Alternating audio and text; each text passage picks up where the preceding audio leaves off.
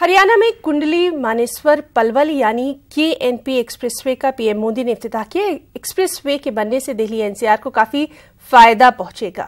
KNP expressway के रास्ते हरियाणा के पलवल से कुंडली तक जाने में महज 90 मिनट लगेंगे। एक्सप्रेसवे की तामीर पर तकरीबन 18 करोड़ रुपए से जायद की लागत आई है।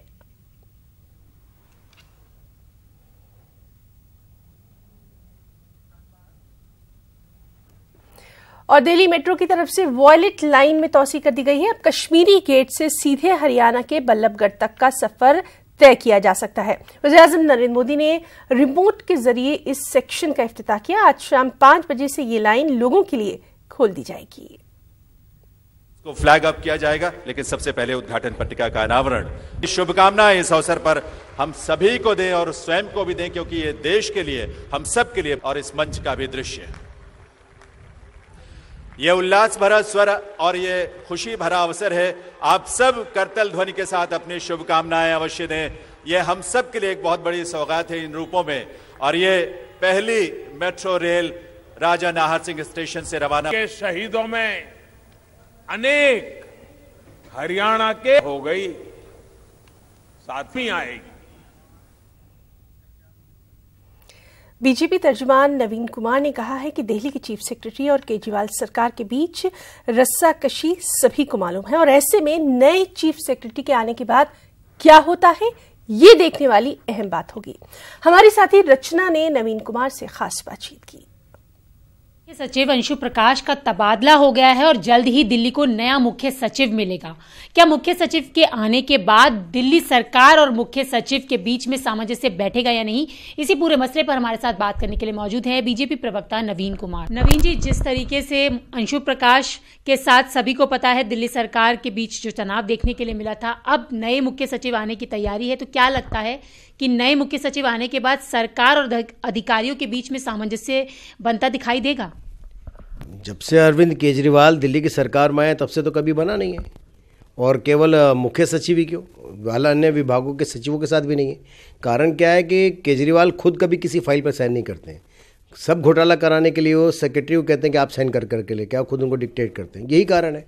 वो भ्रष्टाचार से पूरा युक्त व्यक्ति जो है अरविंद केजरीवाल, उसका तो अपने परिवार से नहीं बनता था, उसका पड़ोसियों से नहीं बनता, उसके पड़ोसी राज्यों से नहीं बनता, सरकार में आया तो सरकारी अधिकारियों से नहीं बनता, केंद्र सरकार से नहीं बनता। किससे बनती है?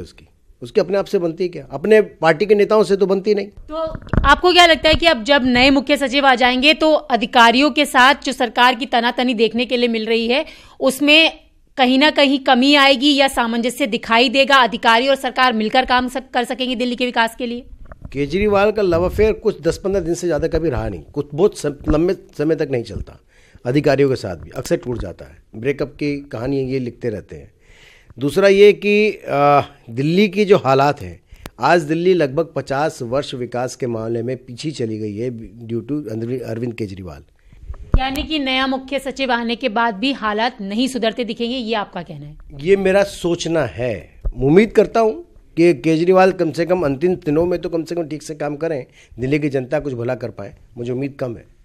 तो आपने देखा, ये थे हमारे साथ बात करने के लिए बीजेपी प्रवक्ता नवीन कुमार, जिनका कहना है कि नए मुख्य सचिव आने के बाद भी उन्हें नहीं लगता कि दिल्ली विकास की तरफ आगे बढ़ेगी, क्योंकि अरविंद केजरीवाल का लव अफेयर काफी कम समय तक चलता है। कैमरा पर्सन अंकित जैन के साथ मैं रचना, न्यूज़ 18 दिल्ली। और आंजहानी वज़ीर-ए-आज़म इंदिरा गांधी को उनकी यौम पैदाइश के मौके पर खराज पेश करने का सिलसिला जारी है। दिल्ली में शक्ति स्थल पर यूपीए चेयरपर्सन सोनिया गांधी, कांग्रेस सदर राहुल गांधी ने उन्हें खराज अकीदत पेश किया। साबिक सदर जमहूरिया प्रणब मुखर्जी, साबिक वज़ीर-ए-आज़म डॉक्टर मनमोहन सिंह और साबिक नायब सदर जमहूरिया हामिद अंसारी ने भी आंजहानी लीडर को खराज अकीदत पेश किया।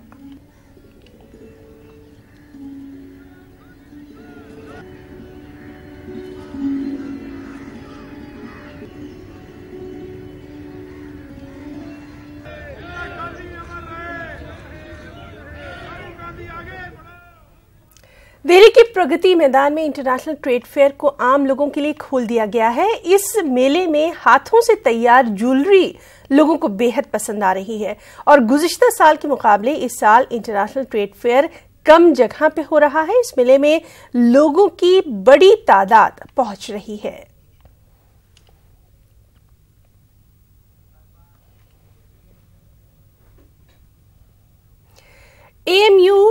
एक मर्तबा फिर तनाज़े में घिर गई है।